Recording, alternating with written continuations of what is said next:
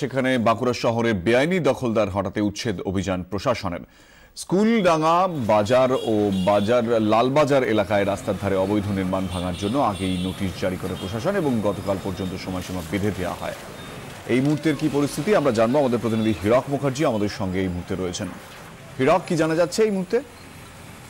কুণাল, দেখো, মাস কয়েক আগে বাঁকুড়ার কিন্তু সতীঘাট এলাকা এবং মাছমাতলা এলাকায় সেখানে কিন্তু বিভিন্ন দিনে উচ্ছেদ অভিযান হয়। মূলত যারা রাস্তার ধারে বেআইনি দখলদার রয়েছে তাদেরই উচ্ছেদ করা হচ্ছে বাঁকুড়া মহকুমা প্রশাসনের পক্ষ থেকে।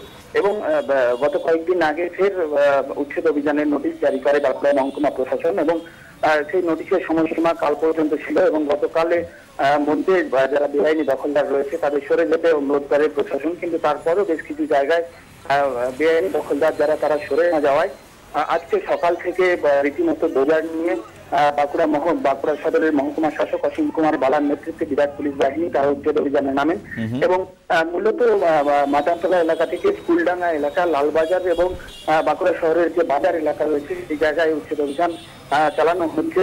এই মুহূর্তে স্কুলডাঙ্গা এলাকায় যে বেআইনি দখলদার যারা রয়েছে রাস্তার দুপাশে তাদের যে বেআইনি নির্মাণ সেগুলি ভেঙে ফেলা হচ্ছে।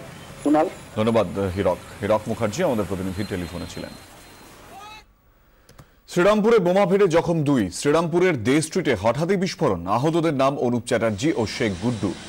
চিকিৎসার জন্য তাদের শ্রীরামপুর ওয়ালস হাসপাতালে নিয়ে যাওয়া হয়। সেখানে পুলিশের অনুমান হামলার উদ্দেশ্যেই বোমা হাতে দাঁড়িয়েছিল 2 দুষ্কৃতী।